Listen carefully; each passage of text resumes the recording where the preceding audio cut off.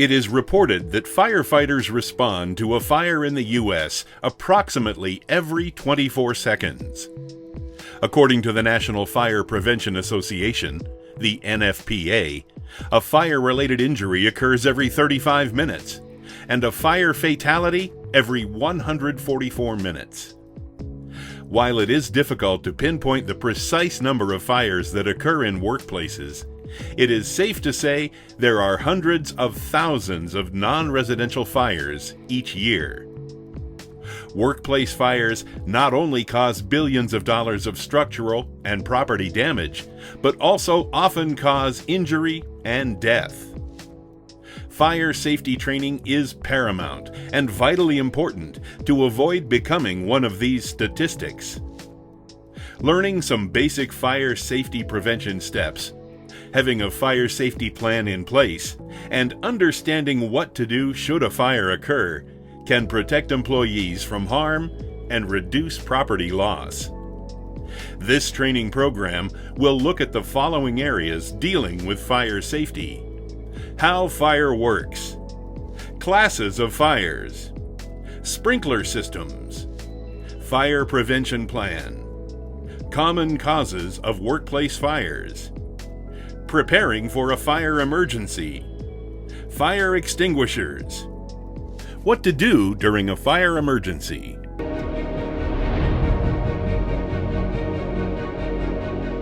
Some basic knowledge of how fires work is essential to knowing if you should attempt to extinguish a fire, what method to use to fight the fire, and what safety measures you should take. All fires involve a chemical reaction between three elements. Fires must contain all three elements to occur. The three elements are oxygen, heat, and fuel. Since all fires are composed of heat, fuel, and oxygen, the chemical reaction, or fire, will continue until one of three things occurs. Oxygen is depleted. The heat is removed. The fuel is consumed. Fires usually start with heat, which serves as a source of ignition. Heat can be generated by many things, including open flames, static electricity, cutting and welding operations, faulty electrical circuits, unshielded hot surfaces, friction, and chemical reactions. Fuel is the item or material which burns during the fire. Fuels include combustible solids like paper, wood, and some metals, flammable liquids and gases,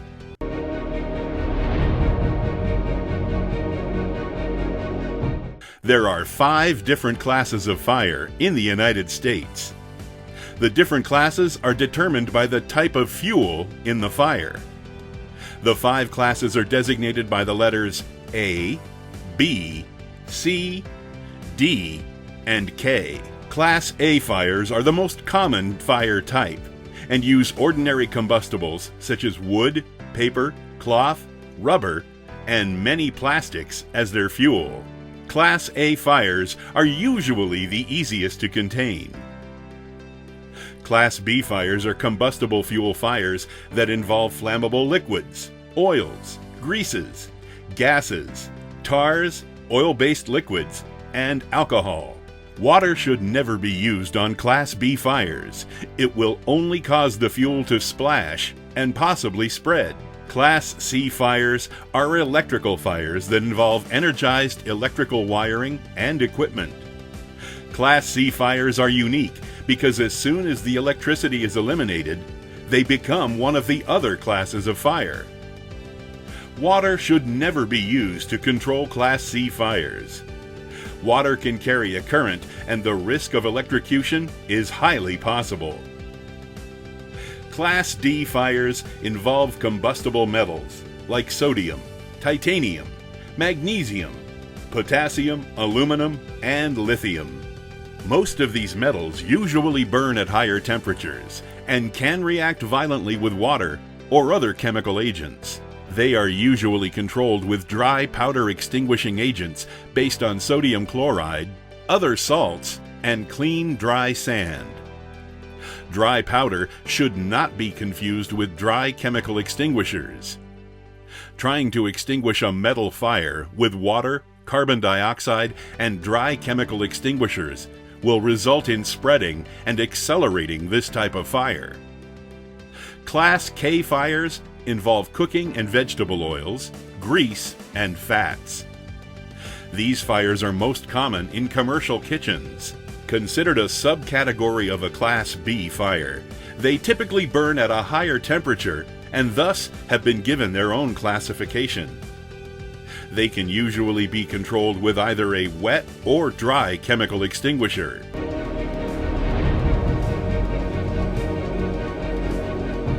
Sprinkler systems are often required by state and local building codes.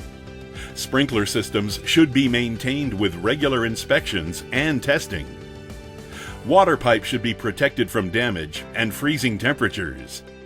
Sprinkler systems should have a minimum 30-minute water supply and an audible water flow alarm to alert employees and occupants that a sprinkler has gone off. In areas where a sprinkler system isn't ideal for extinguishing a blaze, OSHA requires automatic fire suppression system.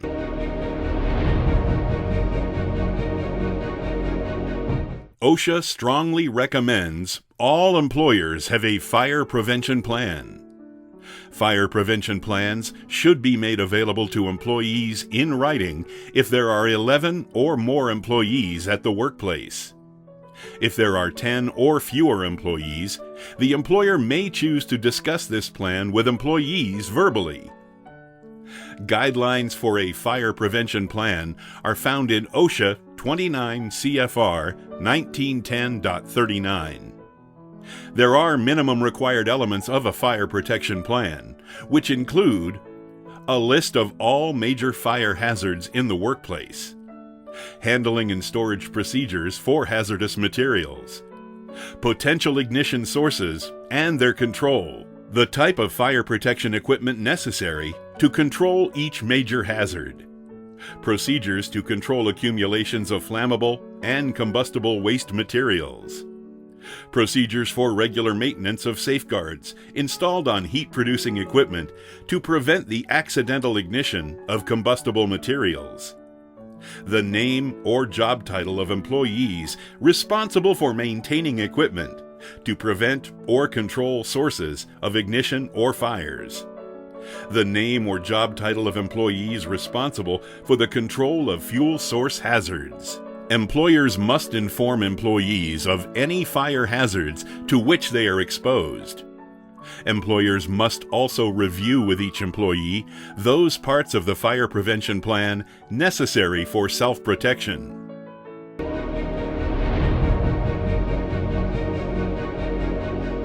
Knowing the cause of workplace fires is the first step in prevention of such fires. Each year, various government agencies and other private fire safety organizations collect data to determine the various causes of workplace fires. There are thousands of non-residential fires yearly. Here are 6 of the most common causes. First is kitchen cooking equipment.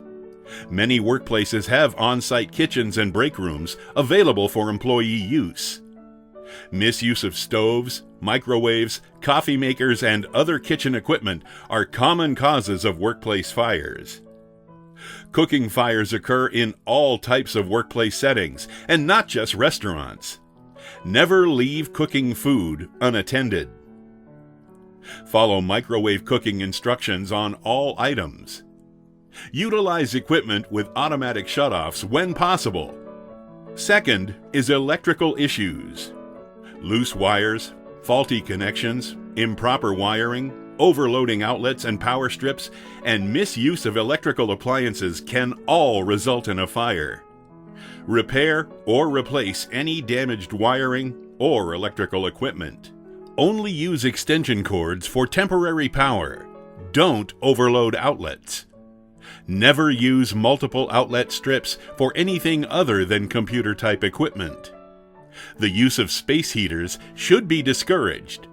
If used, Have procedures in place to ensure they are not left on overnight, overloading the outlet, or placed near combustible material. The third major cause is chemicals.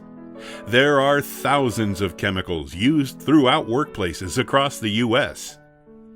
Improper storage or handling of these chemicals, including gasoline, fuels, paints, solvents, and manufacturing chemicals, can easily cause a fire. Follow all guidelines and safety data sheet info concerning chemicals. Always store chemicals in fire cabinets or other approved locations, and never mix incompatible chemicals. The fourth cause is hot work. Welding, torching, or other tasks that emit sparks are potential fire starters, especially if the task is performed near combustible materials. Inspect equipment on a regular basis to ensure proper working condition. Keep flammable material and items away from hot work and heat sources. There are many hot work situations where OSHA requires a fire watch. When welding or cutting is performed in locations where other than a minor fire might develop, OSHA requires a fire watch. Consult OSHA's 29 CFR 1910.252 for additional information and other conditions which require a fire watch. The fifth cause of workplace fires is housekeeping. Accumulation of trash in work and storage areas, dust or grease buildup in work areas, and cluttered workstations are all potential fire hazards. Implement regular cleaning schedules. Encourage all employees to keep work areas organized and clean. Remove trash from the building daily. Clear out cluttered work areas and store material in proper places. Clean, sweep, and/or vacuum dust, grease, and other substances up daily. Place oily rags in metal containers with lids. The sixth cause is intentional fires, arson. Arson occurs frequently at workplace facilities. Arson is committed by strangers as well as disgruntled employees and former employees. The best way to prevent arson is through security measures. Install good lighting around perimeter of the building as well as high-def security cameras. Utilize motion sensors with lights as well. Install and maintain an interior sprinkler system to extinguish fires before excessive damage can occur.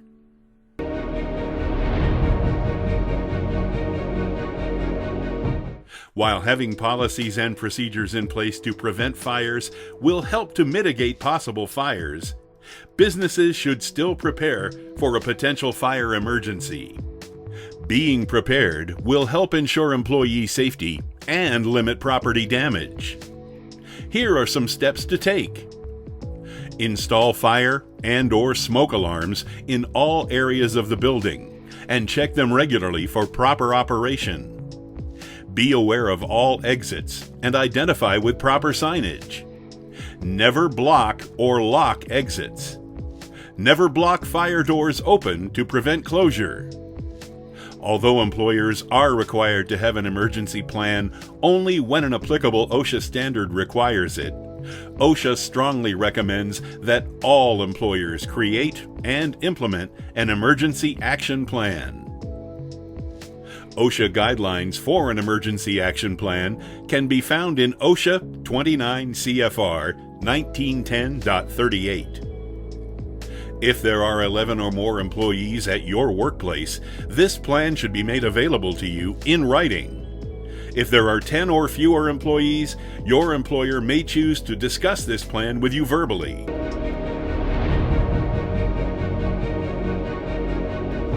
Make sure the required number and correct type of fire extinguishers are properly placed in work areas. They should be inspected monthly and annually. Monthly inspections can be performed by designated employees. Some questions to answer during inspections include: is it in the correct location? Is it visible and easily accessible? Does the gauge indicate the correct working pressure? Annual inspections should be performed by a fire extinguisher professional certified by the State Fire Marshal. Other maintenance may also need to be completed depending on the type of extinguisher and its age. Just as there are different types of fires, there are different types of extinguishing agents used for the different fires. Using the wrong extinguisher can make a fire emergency worse. Water extinguishers are used on Class A fires only and work by removing heat. Dry chemical extinguishers inhibit the chemical reaction of a fire. A regular dry chemical extinguisher is used on Class B, C, or K fires. They are not used as often for Class K fires anymore with the advent of wet chemical extinguishers. Multi-purpose dry chemical extinguishers are effective on Class A, B, and C fires. Wet chemical extinguishers were developed specifically for use on Class K fires, but can also be used on Class A fires. They extinguish the fire by forming a soapy foam blanket over the burning oil and by cooling the oil below its ignition temperature. Some of these types of extinguishers are fitted with a misting nozzle, allowing them to be also used for Class B and C fires. Carbon dioxide, or CO2 extinguishers, remove the oxygen from the fire and removes heat with a cold discharge. They can be used on Class B and C fires. They are ineffective on Class A fires because the fire can continue to smolder and possibly reignite. Also, the high-pressure discharge can cause the burning materials to scatter during a Class A fire. Halogenated or clean agent extinguishers are used mainly on Class C fires, but can also be used on Class A and B fires as well. These types of extinguishers also remove the oxygen from the fire. Metal X extinguishers are used on Class D fires and contain sodium chloride salt and thermoplastic additive. Plastic melts to form an oxygen-excluding crust over the metal, and the salt dissipates the heat. Foam extinguishers are used on Class A and B fires only. There are different types of foam extinguishers, and you need to be aware of which type you're using, its proper use, and limitations. Foam holds down the vapors and is mostly for professional use. When using a fire extinguisher, it is good to remember the operating procedures known as PASS. P-A-S-S. Pull the pin. Aim the extinguisher at the base of the fire. Squeeze the trigger. Sweep from side to side.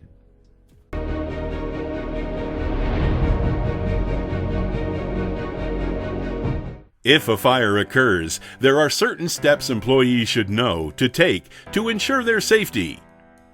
Activate the fire alarm and/or contact 911. Attempt to extinguish the fire if it is safe to do so. Assist others in exiting the building or area. Power may be off, so exit signs should be illuminated. Do not use an elevator to escape. A stairwell is preferred. Finally, assemble in the predetermined location outside the building. Only fight a fire when you have been designated and trained on the use of firefighting equipment, the fire is small and contained, you are safe from toxic smoke, you have a means of escape, your instincts tell you it is okay to fight the fire. Do not put yourself or anyone else in danger. Remember, fire extinguishers are only designed to fight small fires. If a fire cannot be extinguished using one full extinguisher, employees should evacuate the premise and let fire professionals handle the fire.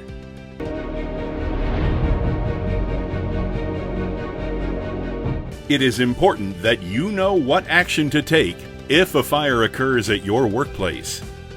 Different types of fires require different types of firefighting methods. Fire extinguishers are to be used only on small fires. And remember the PASS acronym. Large fires should only be fought by professionally trained firefighters. Knowing how and when to fight a fire could save your life.